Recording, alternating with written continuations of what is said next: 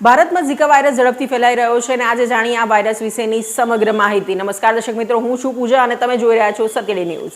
Zika virus મચ્છરજન્ય virus કે જે સૌપ્રથમ 1947માં યુગાન્ડામાં ઓળખવામાં આવ્યો હતો, તે ભારતમાં આરોગ્ય અધિકારીઓ માટે હાલની ચિંતાનું કારણ છે। ઝિકા વાયરસ એ ફ્લેવી વાયરસ છે કે જે મુખ્યત્વે સંક્રમિત એડિસ મચ્છરો, ખાસ કરીને એડિસ એજિપ્ટી અને એડિસ આલ્બોપિક્ટસના કરડવાથી ફેલાય છે।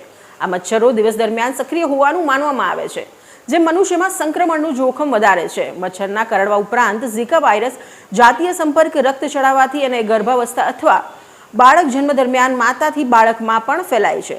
ઝિકા વાયરસના ચેપ લાગવાના જો મુખ્ય રસ્તાઓ કહીએ તો ઝિકા વાયરસ સામાન્ય રીતે ચેપગ્રસ્ત એડિસ મચ્છરના કરડવાથી માનવ શરીરમાં પ્રવેશે છે, ઝડપથી લોહીના પ્રવાહમાં ઘૂસણખોરી કરે છે, જ્યાં તે ગુણાકાર કરવાનું શરૂ કરે છે। એકવાર અંદર ગયા પછી ઝિકા વાયરસ રોગ પ્રતિકારક અને પ્લેસેન્ટલ કોશિકાઓને નિશાન બનાવે છે। તેનો ઉપયોગ પ્રતિકૃતિ બનાવવા માટે કરે છે અને ઝિકા ચેપની લાક્ષણિકતાના લોહીના પ્રવાહમાં વાયરલ કણોમાં ઝડપથી વધારો કરે છે। રોગ પ્રતિકારક તંત્ર ઝિકા વાયરસને શોધી કાઢે છે, ચેપ સામે લડવા માટે હુમલો કરે છે। રોગ પ્રતિકારક કોષો વાયરસને નિષ્ક્રિય કરવા અને તેને શરીરમાંથી દૂર કરવાના પ્રયાસમાં લક્ષ્ય બનાવે છે।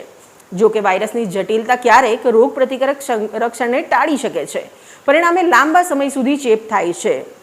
શરીરના વિવિધ અવયવો પર ઝિકા વાયરસની કઈ રીતે અસર થાય છે તે પણ જોઈએ। ઝિકા વાયરસ મુખ્યત્વે મચ્છરના કરડવાથી ફેલાય છે। તે આપણા સ્વાસ્થ્ય પર તેની હાનિકારક અસરો માટે જાણીતો છે।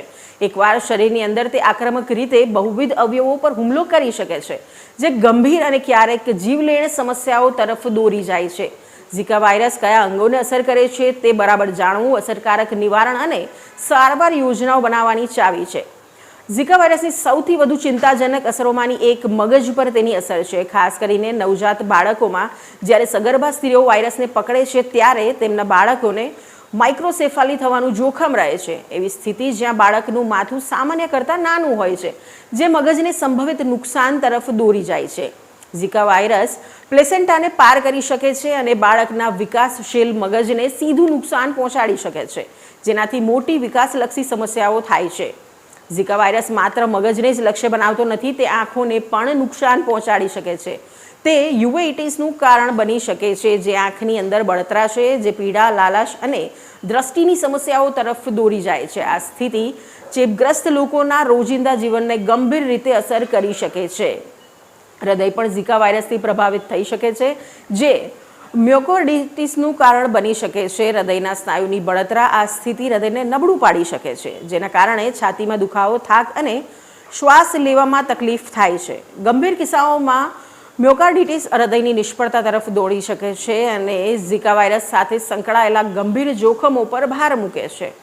ઝિકા વાયરસ લીવરને પણ નુકસાન પહોંચાડી શકે છે। કેટલાક કિસ્સાઓ દર્શાવે છે કે તે હેપેટાઇટિસનું કારણ બની શકે છે, જે યકૃતની બળતરા છે। જો કે ચોક્કસ કારણો અંગે હજુ સંશોધન કરવામાં આવી રહ્યું છે, પરંતુ ઝિકા વાયરસના દર્દીઓમાં લીવરની સમસ્યાઓ શરીર પર રોગની દૂરગામી અસરો દર્શાવે છે।